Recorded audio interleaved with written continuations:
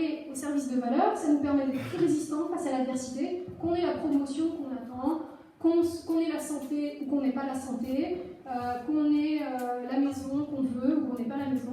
Bienvenue.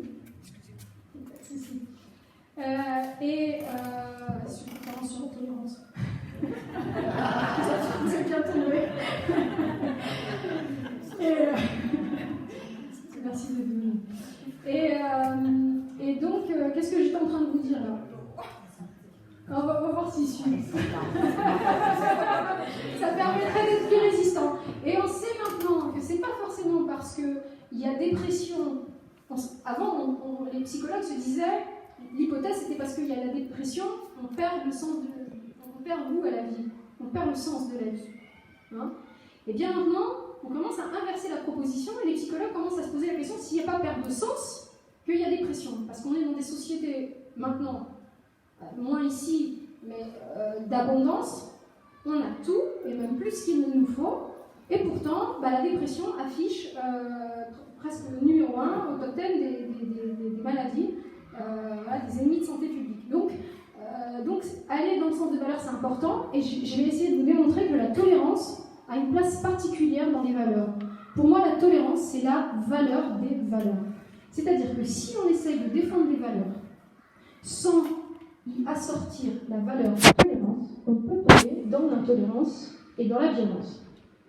Donc, être tolérant, c'est efficace. Si je veux faire rayonner les valeurs. Mettons que au nom de la valeur générosité, je force mon enfant de 5 ans à prêter son jouet à son frère ou à sa sœur. D'accord ? Je lui dis, écoute, c'est important d'être généreux, c'est important d'être dans le partage, donc prête ton jouet. Peut-être je ne vais pas le faire de façon dure, mais je vais le culpabiliser, ce qui est aussi une autre forme de forcer, plus subtile. Donc, qu'est-ce qui va se passer dans ces cas-là, si je le force à prêter son jouet ? Alors, il va s'opposer, peut-être s'il arrive à l'adolescence. Mais avant de ça... Eh ben oui, il va ressentir une injustice. Donc, concrètement, peut-être qu'il va le prêter, son jouet. Mais intérieurement, il ne sera pas d'accord du tout. Donc, en fait, au mieux, on aura véhiculé quoi comme valeur ? Oui, la soumission à l'autorité, le respect de l'autorité. D'accord ? Qui peut avoir son intérêt dans certains cas, mais enfin là, c'est un peu déplacé, parce que c'est pas ça qu'on voulait passer. Donc, c'est ça qui est un petit peu vicieux, parce que en défendant les valeurs avec la coercition, avec l'intolérance, eh bien, on va avoir un résultat immédiat, c'est-à-dire mon fils a prêté son jouet. Et je crois que j'ai réussi à faire passer la valeur. Mais c'est très pernicieux, parce qu'à long terme, pas du tout. Il y a tout à parier que dès que j'ai le dos tourné, il va lui reprendre le jouet, voire il va lui en piquer 2 ou 3 en plus. Donc, évidemment, si je veux diffuser la valeur de générosité, il va falloir que j'y assortisse la valeur de tolérance. Il va falloir que j'explique à mon enfant que peut-être il est trop petit, que déjà il a le droit de garder son jouet. Ça doit être un choix, la tolérance. Ça ne veut pas être de la faiblesse. Il a le droit de le garder. Parce que si je lui dis qu'il a le droit de le garder, en fait, il va choisir de le prêter. Il ne va pas se sentir obligé. Donc s'il le fait vraiment parce qu'il le veut.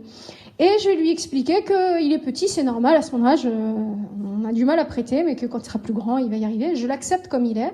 Alors peut-être qu'il ne va pas le prêter tout de suite, mais à long terme, c'est la seule... Peut-être qu'il ne va jamais le prêter d'ailleurs. Mais il n'y a pas d'autre moyen. Il n'y a pas d'autre moyen. D'accord ? Donc c'est pour ça qu'être tolérant, ça va être efficace. C'est pas à 100%. Pour être à 100%, il faut être intolérant. Ça marche tout de suite. Mais à très court terme. D'accord ? Donc c'est efficace. Ok ? Donc, oui, j'ai pas... Bon, vous avez dû la lire. Je l'aime bien, celle-là. Hein ? Pardonne aux autres, non pas parce qu'ils méritent le pardon, mais simplement parce que toi, tu mérites la pardon. Peut-être que les autres méritent aussi le pardon, ça c'est une autre chose. Mais n'empêche que, oui, c'est-à-dire que quand on se révolte intérieurement contre des choses qu'on ne peut pas changer, en l'occurrence, en fait, c'est soi-même qu'on est en train de consumer intérieurement. Il y a une autre citation, je ne sais pas, je ne jurerai pas à qui on peut l'attribuer, qui dit la colère, c'est comme avaler un poison et penser qu'il va tuer la personne qui est en face, en fait. Donc j'aime beaucoup cette citation, parce que c'est tout à fait ça en fait. Jacques, l'automobiliste, il est juste en train de se consumer lui-même, il ne va jamais changer les autres. Donc, alors, pourquoi être tolérant ? La tolérance agit comme un court-circuit sur le mental de celui qui la reçoit. alors qu'était attendu des représailles, advient contre toute attente de la tolérance. Une profonde reconnaissance et un devoir tacite de tolérance est transmis à la personne qui la reçoit. Donc, moi j'aime à comparer la tolérance sur le plan psychologique en positif au traumatisme sur le plan négatif. On sait qu'un traumatisme, c'est quelque chose qui vous tombe dessus et qui change radicalement toute votre vision du monde. Et plus la personne, elle était convaincue, la personne qui se fait agresser, qui subit une agression, plus elle était avant convaincue que le monde était un endroit juste, bon, où elle était en sécurité, plus, en fait, elle va être traumatisée par son agression parce que c'est impossible à accepter. Et donc, c'est comme un fichier trop lourd qui n'arrive pas à rentrer sur le disque dur. Ça va vraiment la traumatiser. Eh bien, pour moi, la tolérance, c'est exactement la même chose, mais en sens inverse. Là, j'ai fait une erreur. Peut-être je me suis pas très bien comportée. Et là, je m'attends à ce qu'on me tape sur les doigts. J'attends à ce qu'on soit agressif envers moi, qu'on me parle d'un ton sec. J'attends qu'on me condamne. Et en fait, contre toute attente, la personne, elle est capable de m'accepter et de faire preuve de tolérance. Et ça va créer ce même court-circuit à l'inverse. Je sais pas si vous avez reconnu c'est Jean Valjean. Donc j'ai pris aussi dans le livre parce que bon, ça parle, tout le monde a plus ou moins entendu parler ou lu les Misérables de Victor Hugo. Et là, dans cette scène, vous savez, c'est Jean Valjean, donc qui est, pour ceux qui connaîtraient pas, c'est Jean Valjean qui est un forçat, enfin, qui est sorti du bagne pour 30 ans de bagne parce qu'il avait volé un pain et qui a nourri une rancœur terrible, une haine vis-à-vis du genre humain. Et quand il sort, il est à la rue, donc évidemment peu d'autres options que de reprendre les vols. Et donc il se retrouve chez Monseigneur Myriel qui l'héberge, lui donne le gîte et le couvert, et le lendemain, il va piquer comme ça des couverts en argent, et il va partir. Évidemment, il est rattrapé par les gendarmes qu'on voit là, qui le ramènent chez l'évêque, ils reconnaissent les couverts. Et contre toute attente, qu'est-ce qui se passe ?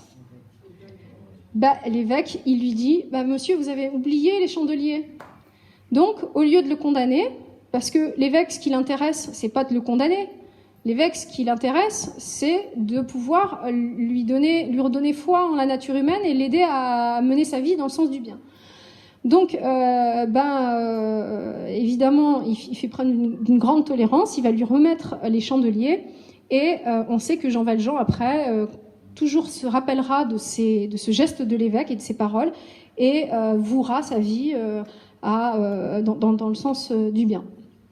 Donc, oui, quand on... Merci, Les Misérables de Victor Hugo, tout à fait. Donc, c'est un exemple de littérature. C'est pas évident parce qu'on manque de tolérance dans notre société. Donc, il faut l'essayer pour s'en rendre compte. Il faut